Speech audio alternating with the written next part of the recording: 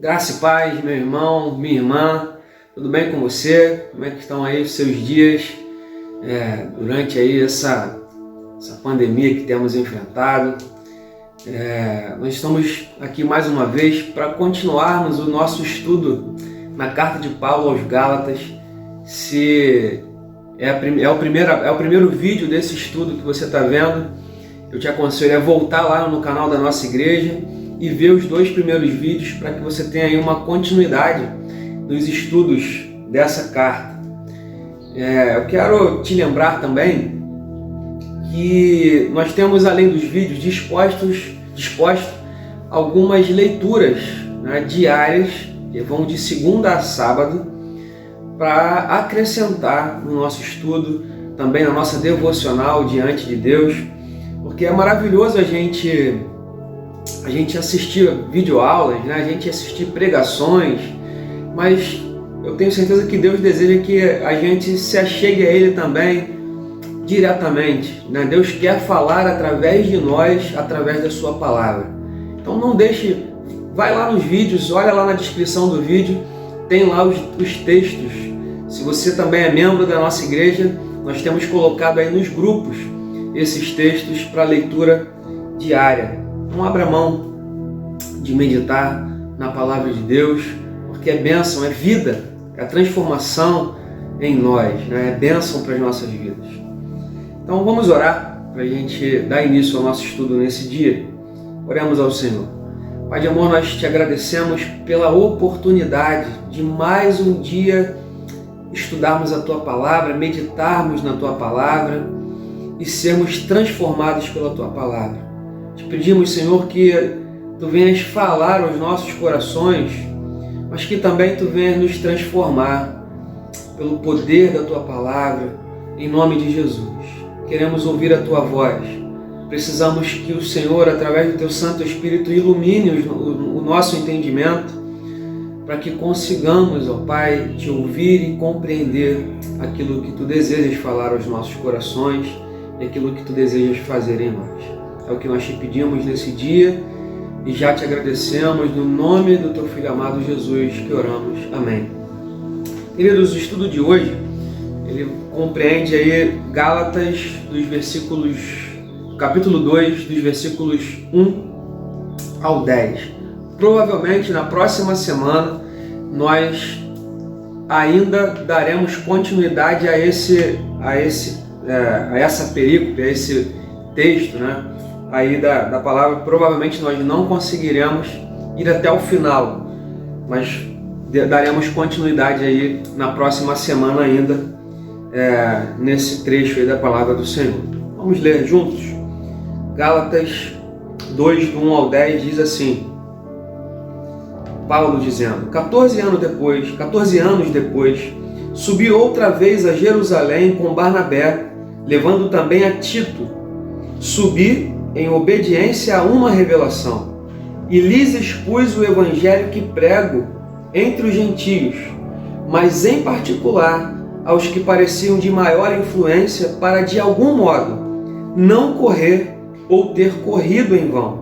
Contudo, nem mesmo Tito, que estava comigo, sendo grego, foi constrangido a circuncidar-se, e isto por causa dos falsos irmãos que se entremeteram com o fim de espreitar a nossa liberdade que temos em Cristo Jesus e reduzir-nos à escravidão, aos quais nem ainda por uma hora nos submetemos, para que a verdade do Evangelho permanecesse entre vós. E quanto àqueles que pareciam ser de maior influência, quais tenham sido outrora, não me interessa. Deus não aceita a aparência de homem. Esses digo que me pareciam ser alguma coisa, nada me acrescentaram. Antes, pelo contrário, quando viram que o evangelho da incircuncisão me fora confiado como a Pedro o da circuncisão, pois aquele que operou eficazmente em Pedro para o apostolado da circuncisão também operou eficazmente em mim para com os gentios. E quando conheceram a graça que me foi dada, Tiago, Cefas e João, que eram reputados colunas, me estenderam a mim e a Barnabé a destra de comunhão, a fim de que nós fôssemos para os gentios e eles para os da circuncisão, recomendando-nos somente que nos lembrássemos dos pobres, o que também me esforcei por fazer. Queridos, Paulo, ele continua aqui dando o seu testemunho. Vamos lembrar que no último estudo, a gente viu que Paulo começa a falar a respeito daquilo que Deus fez na sua vida, como Deus fez, como foi a sua conversão, tudo que Deus havia feito na sua vida, né? E o propósito disso era falar da sua autoridade apostólica, algo que os falsos mestres estavam ali tentando diminuir, inclusive anular. E Paulo continua falando aqui do seu testemunho. Só que Paulo aqui dá um salto de 14 anos e ele nos leva a uma visita que ele fez a Jerusalém, acompanhado ali de Barnabé e Tito. E ele vai ali anunciar, ele vai expor o evangelho que ele vinha pregando aos líderes da igreja em Jerusalém, principalmente ali aos apóstolos. E aí a gente pode pensar que, será que Paulo estava querendo verificar se a mensagem que ele vinha pregando era a mensagem correta? E a gente vai chegar à conclusão rapidamente de que não era essa a intenção, porque Paulo, já no seu testemunho que vimos anteriormente, ele vai dizendo que aquilo que ele vem anunciando, ele não havia recebido de homem algum, mas ele recebeu do próprio Deus em Jesus Cristo ressurreto.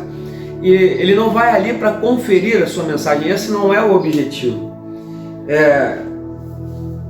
Mas, na verdade, a intenção, o que estava em jogo ali, o perigo, a sua preocupação, era os frutos da sua mensagem, o seu ministério. Era isso que estava em perigo, porque era isso que os falsos mestres estavam tentando abafar o ministério de Paulo, aquilo que ele vinha fazendo no meio dos gentios.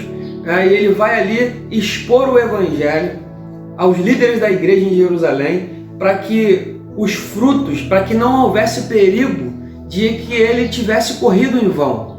Esse corrido que aquilo que Deus estava fazendo através da sua vida no meio dos gentios, daqueles que não eram judeus, que não tivesse perigo que essa mensagem fosse abafada, né? Porque que os falsos mestres estavam tentando dizer, essa não é a mensagem verdadeira, vocês precisam se tornar judeus para que de fato vocês sejam salvos, vocês precisam cumprir os ritos judaicos, vocês precisam se circuncidar e tudo mais que os judeus fazem para serem de fato salvos. Mas Paulo vinha dizendo, não, vocês precisam crer em Jesus Cristo, e isso é o mais do que suficiente para a salvação. Então Paulo vai lhe expor com essa finalidade. Paulo também não imaginava que a mensagem que os apóstolos em Jerusalém vinham anunciando era um evangelho falso. De forma nenhuma. A preocupação de Paulo é que, como os apóstolos eram judeus, que os seus preconceitos fizessem com que eles permitissem que os falsos mestres continuassem propagando os seus ensinamentos. Os apóstolos, como eles permaneceram em Jerusalém, eles não tinham ainda lidado com as implicações do evangelho sendo anunciado aos gentios. Então seria muito natural que os apóstolos pensassem assim, todo mundo que se converter vai cumprir, vai seguir a dieta judaica, vai se circuncidar. E o perigo é que os apóstolos permitissem que os falsos mestres continuassem. Eles ainda não tinham lidado com essa problemática. Então Paulo vai a Jerusalém, junto com Barnabé, que era ali também um missionário, junto com Paulo, no meio dos gentios, um companheiro de missões, e junto com Tito, que era um gentio. E a gente vai ver que nem mesmo Tito, sendo gentio, foi constrangido a circuncidar-se. Isso dali faz com que aquilo que os falsos mestres estavam exigindo fosse anulado, porque os apóstolos não exigiram que Tito fosse circuncidado. Ou seja, não é necessário que você cumpra esse ritual, não é necessário que você faça isso para que você seja salvo. Você recebeu o Evangelho, você recebeu Jesus Cristo em sua vida, você crê que Ele é o único e suficiente Salvador. Não há nada mais necessário para a salvação. Você já é de Deus, você já foi salvo em Cristo Jesus. O que estava em jogo então era a unidade da igreja. Se nós temos aqui, de um lado, Paulo anunciando que o Evangelho era para todas as culturas, e do outro lado nós temos os falsos mestres dizendo não, nem todos os judeus são cristãos, mas qualquer cristão precisa se tornar judeu para ser salvo. É isso que os falsos mestres vinham anunciando. Então, se os apóstolos tivessem tomado partido dessas pessoas que vinham ali anunciando que todo mundo precisava se tornar judeu para ser salvo, a questão é que nós teríamos então hoje duas igrejas. A igreja teria se dividido em duas.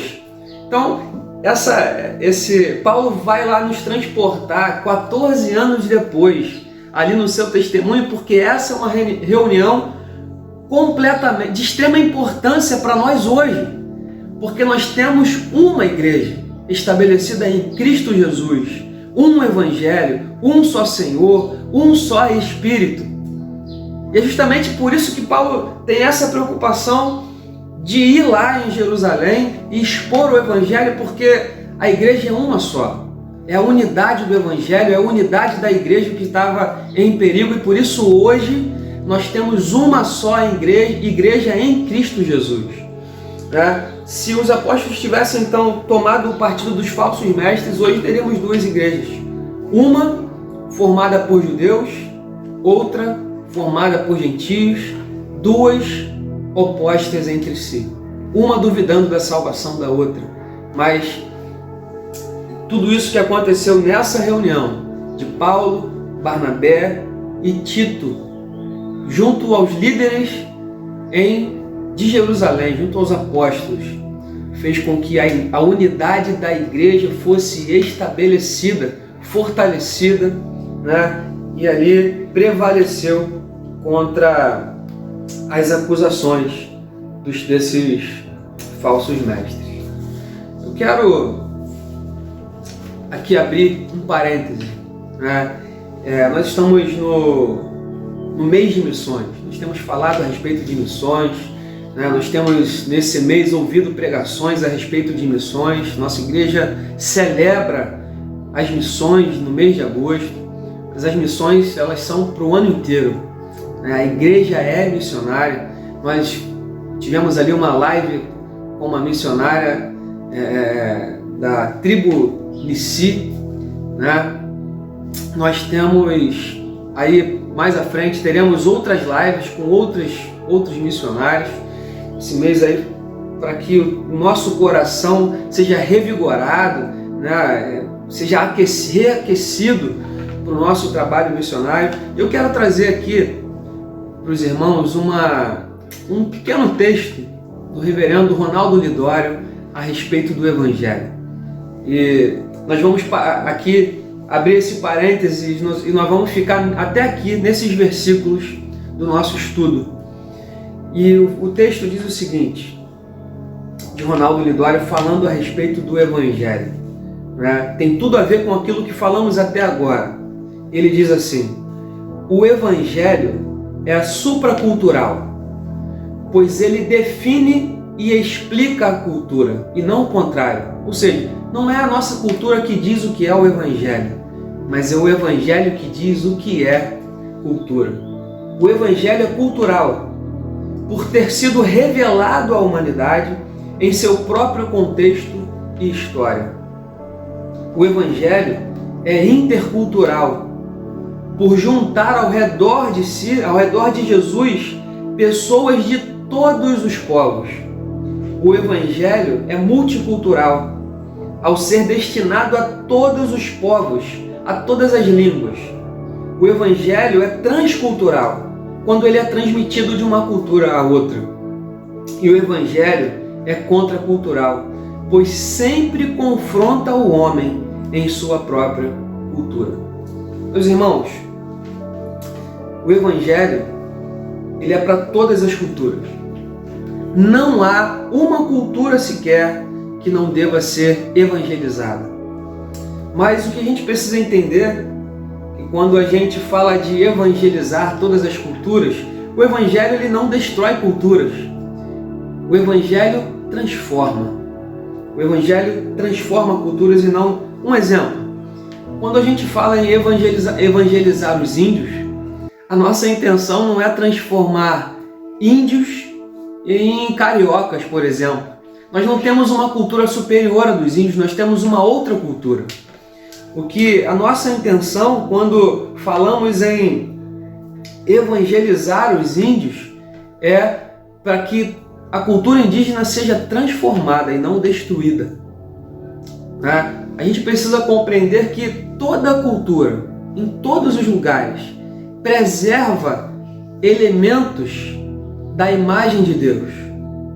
Nós chamamos em teologia de imago Dei.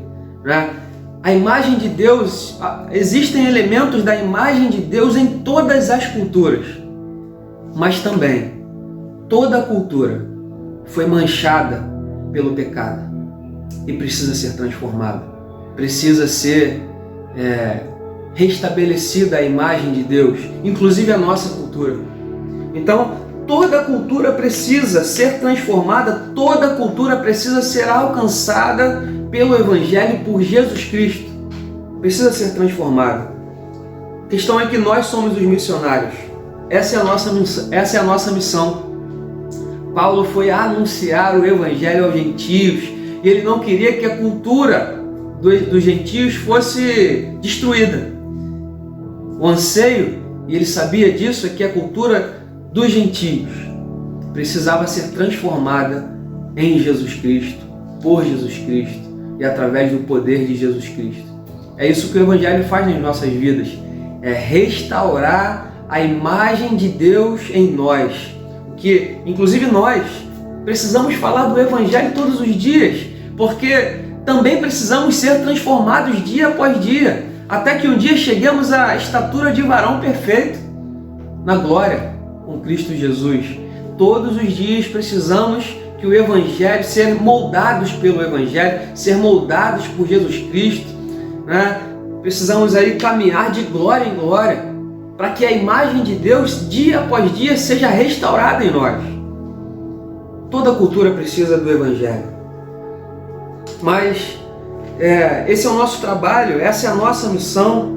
O Evangelho precisa ser anunciado a toda tribo, toda língua, toda etnia, todas as nações precisam receber o Evangelho de Cristo Jesus e serem transformadas, para que a imagem de Deus seja restabelecida, para que aqueles elementos que foram manchados nessas culturas, que foram manchadas pelo pecado, a gente podia falar aqui de inúmeros elementos, que a gente vê que vão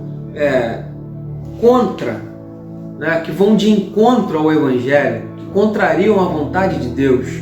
A gente poderia falar aqui da dignidade da mulher, da dignidade do trabalhador, enfim, de uma série de situações, da dignidade da criança, E a gente vê que existem em diversas culturas, às vezes a dignidade da mulher é diminuída, a dignidade da criança é diminuída, a dignidade do trabalhador é diminuída, E só o Evangelho. Não há, a gente muitas vezes tenta vencer os problemas que temos, os problemas sociais, os problemas culturais que temos com outros artifícios, mas só o Evangelho, só Jesus Cristo pode restabelecer uma cultura.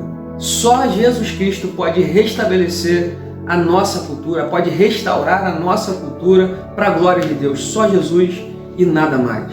Por isso a importância de anunciarmos o Evangelho a todas as culturas. Então, meu irmão, esse é o nosso chamado, essa é a nossa missão, para isso que o Senhor nos chamou. E eu quero te desafiar nesse dia, porque você, eu, nós, a igreja, somos os missionários. Como é que vamos fazer missões? Você já parou para pensar qual é o seu chamado em missões? Porque você é um missionário. Mas a questão que fica é, qual é o meu chamado? Qual é o teu chamado em missões? Né? Como eu vou fazer missões? Eu vou fazer missões indo a outras culturas? Indo a outros contextos culturais? É esse o meu chamado? Você tem entendido de Deus que Deus está te chamando para ir a um outro lugar, a um outro povo, a uma outra nação, para anunciar o Evangelho? Você tem colocado isso diante do Senhor? Deus tem falado ao teu coração assim? Se é isso, qual é o contexto que o Senhor tem te chamado? Só o Senhor pode... Paulo vai a Jerusalém por uma revelação de Deus. Deus fala, Paulo, vá lá. Para onde Deus tem te chamado, se é em um outro contexto cultural o teu chamado. Se é orando, porque missões também se faz orando. E eu quero te dizer que missões não tem limites. Em oração a gente pode ir a qualquer lugar, a qualquer momento.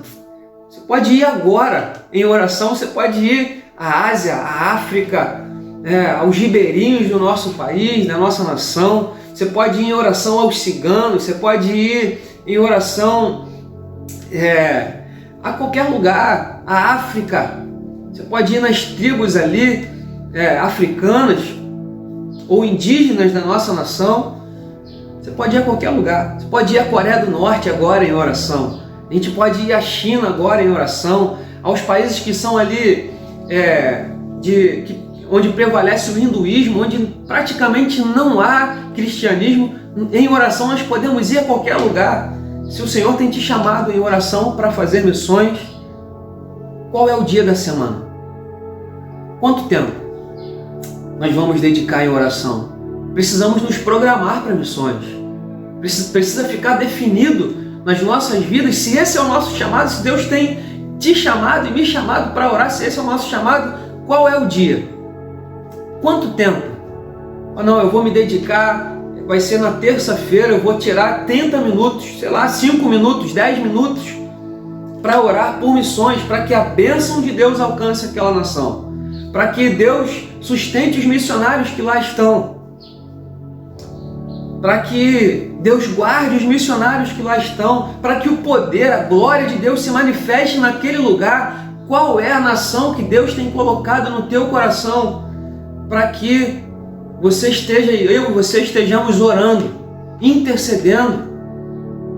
Só o Senhor pode nos guiar, só o Senhor pode nos direcionar. Se é em oração, meu irmão, então comecemos a orar agora, para que o Senhor coloque, aqueça os nossos corações de tal forma que possamos dia a dia interceder por esses povos que ainda não receberam o Evangelho. Então, que o Senhor fale aos nossos corações. Mas missões também se faz contribuindo, investindo no sustento missionário. E se é investindo, quanto eu vou investir? Quanto dos meus rendimentos, quanto dos meus ganhos eu vou estabelecer para missões? Às vezes o problema é que às vezes a gente acha que é pouco. Não, se eu contribuir com isso aqui, é muito pouco, não vai fazer nada. E eu me lembro que alguns anos atrás nós tínhamos uma missionária em nossa igreja que estava ali junto a um trabalho missionário que estava sendo realizado na África. Eu lembro que com R$30 era o suficiente para manter uma criança sendo alimentada, se não me engano, com 3 refeições durante todo o mês. R$30 era o suficiente. Meu irmão, eu não sei quanto Deus tem colocado no teu coração, mas se aquilo que Deus colocar no teu coração é bênção na vida de alguém, Deus pode usar aquilo que é pouco para nós, quando colocamos diante de Deus, como Deus multiplica. Ouvimos isso numa pregação agora do nosso pastor. aquilo que temos para colocar diante de Deus. 5 pães e 2 peixes, nas mãos de Deus é suficiente para fazer coisas maravilhosas. Se é contribuindo, meu irmão e minha irmã, quanto vamos contribuir? Quanto vamos investir? Onde vamos investir? Qual é o missionário que vamos sustentar? Qual é a nação que vamos abençoar? Que o Senhor, só o Senhor pode falar, colocar isso em nossos corações, mas precisamos nos programar para missões. Missões precisa ser uma prioridade. Qual é o seu chamado missionário? Não há dúvidas de que em alguma dessas frentes o Senhor quer nos usar. Seja indo, seja orando, seja investindo. Deus quer nos usar e Ele pode nos usar poderosamente para a sua glória. O que precisamos é nos colocar. Meu desafio é, então, que eu deixo para você nesse dia. Se é orando, defina um dia, defina um tempo, defina um povo, uma nação, um missionário para orar e sustentar em oração. Você estará fazendo missões orando, tenha certeza, meu irmão. Quando a gente ora, Deus opera poderosamente. O poder de Deus se manifesta quando oramos. A mão de Deus opera quando oramos. Não é que a gente guia a mão de Deus para onde a gente quer, mas a oração é um meio de bênção. Deus opera em meio à oração do seu povo. Deus liberta pela oração do seu povo. Deus transforma pela oração do seu povo. Deus opera. Então, faça missões orando. Se é indo, que o Senhor fale ao teu coração aonde Ele quer te levar.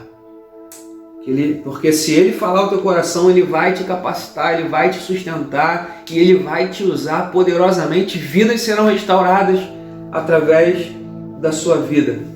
E se é investindo, que o Senhor também coloque em teu coração quanto, onde, em quem você irá investir. E aquilo que você investir, Deus vai multiplicar na vida de alguém, meu irmão, e vidas serão abençoadas. Que o Espírito Santo de Deus, nesse dia, aqueça os nossos corações, que Ele fale em nossos corações onde Ele quer nos usar em missões.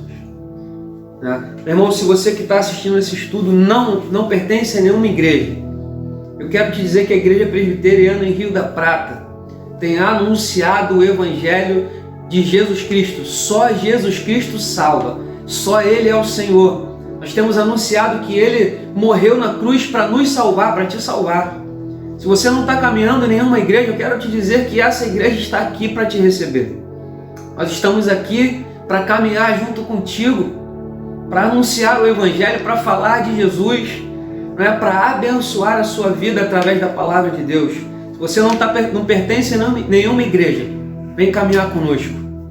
Nós somos uma família para pertencer. Nós somos parte do corpo de Cristo e queremos que você faça parte desse corpo.